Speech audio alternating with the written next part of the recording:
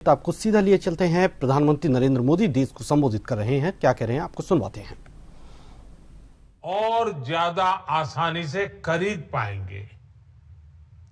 हमारे देश के गरीब, मध्यम वर्गीय लोग, न्यू मिडिल क्लास, युवा, किसान, महिलाएं, दुकानदार, व्यापारी, उद्यमी, सभी को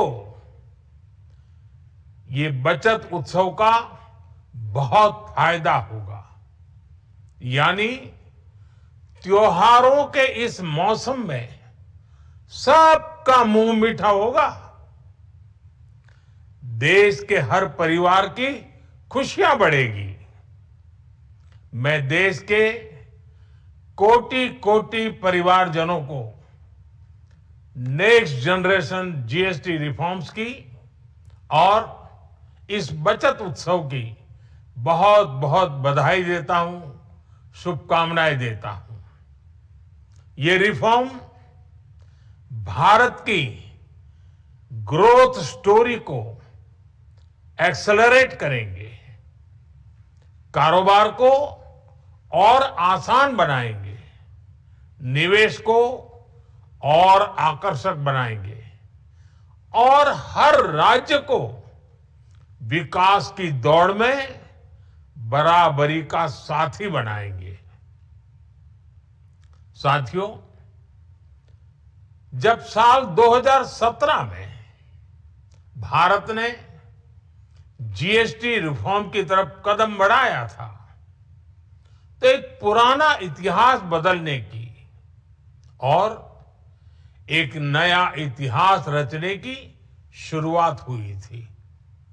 दशकों तक हमारे देश की जनता, आप सभी लोग, देश के व्यापारी अलग अलग टैक्स के जाल में उलझे हुए थे।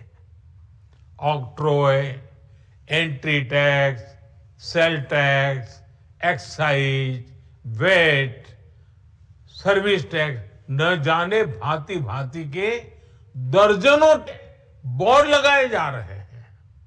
साथियों, हम नागरिक देवो भवः, नागरिक देवो भवः के जिस मंत्र के साथ आगे बढ़ रहे हैं, नेक्स्ट जनरेशन जीएसटी रिफॉर्म में इसकी साफ झलक दिखाई देती है। अगर हम इनकम टैक्स में छूट और जीएसटी में छूट को जोड़ दें, तो एक साल में जो निर्णय हुए हैं, उससे देश के लोगों को 2.5 लाख करोड़ रुपए से ज्यादा की बचत होगी। और तभी तो मैं कह रहा हूं, ये बचत उत्सव है। साथियों, विकसित भारत के लक्ष्य तक पहुंचने के लिए हमें आत्मनिर्भरता के रास्ते पर चलना ही होगा और भारत को आत्मनिर्भर बनाने का बहुत बड़ा दायित्व हमारे एमएसएमईज, यानी हमारे लघु, मध्यम और कुटीर उद्योगों पर भी है, जो देश के लोगों की जरूरत का है, जो हम देश में ही बना सकते हैं, वो हमें देश में ही बनाना चाहिए। साथियों, जीएसटी की दरें कम होने से नियम और प्रक्रियाएं और आसान बनने से हमारे एमएसएमईज, हमारे लघु उद्योगों को, कुटीर उद्योगों को बहुत फायदा होगा। उनकी बिक्री बढ़ेगी और टैक्स भी कम देना पड़ेगा, यानी उनको भी डबल फायदा होगा। इसलिए आज मेरी एमएसएमई से लघु उद्योग हो, सूक्ष्म उद्योग हो, कुटीर उद्योग हो, आप सबसे बहुत अपेक्षाएं हैं। आपको भी पता है, जब भारत समृद्धि के शिखर पर था, तब भारत की अर्थव्यवस्था का मुख्य आधार हमारे एमएसएमईज थे, हमारे लघु और कुटीर उद्योग थे। भारत की मैन्युफैक्चरिंग, भारत में बने सामानों की क्वालिटी बेहतर होती थी। हमें उस गौरव को वापस पाना है। हमारे लघु उद्योग जो बनाए, वो दुनिया में हर कसौटी पर बेस्ट हो, उत्तम से उत्तम हो।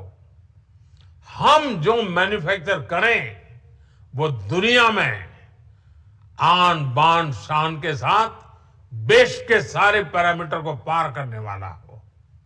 हमारे प्रोडक्ट्स की क्वालिटी दुनिया में भारत की पहचान बढ़ाए, भारत का गौरव बढ़ाए।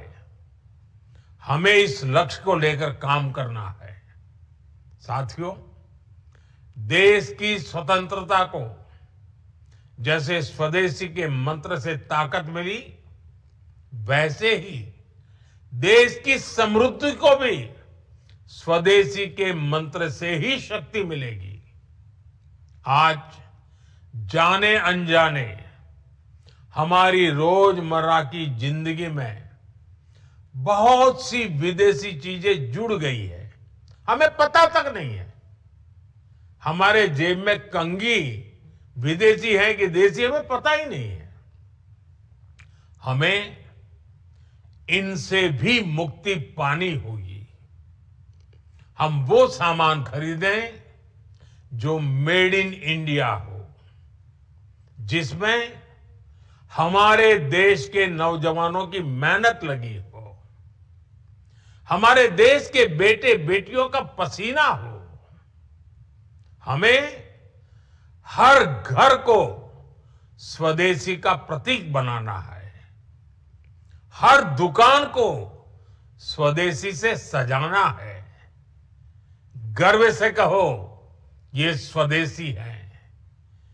गर्व से कहो, मैं स्वदेशी खरीदता हूं। मैं स्वदेशी सामान की बिक्री भी करता हूं। ये हर भारतीय का मिजाज बनना चाहिए। जब ये होगा तो भारत तेजी से विकसित होगा। मेरा आज सभी राज्य सरकारों से भी आग्रह है, आत्मनिर्भर भारत के इस अभियान के साथ, स्वदेशी के इस अभियान के साथ अपने राज्यों में मैन्युफैक्चरिंग को गति दे। पूरी ऊर्जा से, पूरे उत्साह से जुड़े, निवेश के लिए माहौल बढ़ाएं। जब केंद्र और राज्य मिलकर आगे बढ़ेंगे तो आत्मनिर्भर भारत का सपना पूरा होगा। भारत का हर राज्य विकसित होगा, भारत विकसित होगा। इसी भावना के साथ मैं फिर एक बार इस बचत उत्सव की अनेक अनेक शुभकामनाएं देते हुए अपनी बात समाप्त करता हूं। एक बार फिर आप सबको नवरात्रि की, जीएसटी बचत उत्सव की बहुत बहुत शुभकामनाएं। बहुत बहुत धन्यवाद।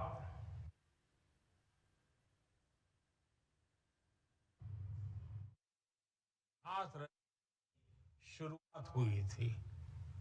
दशकों तक हमारे देश लोग अलग अलग टैक्स के जाल में उलझे हुए थे। Octroi, entry tax, sale tax, excise, VAT, service tax, न जाने भांति भांति के दर्जनों टैक्स हमारे देश में थे।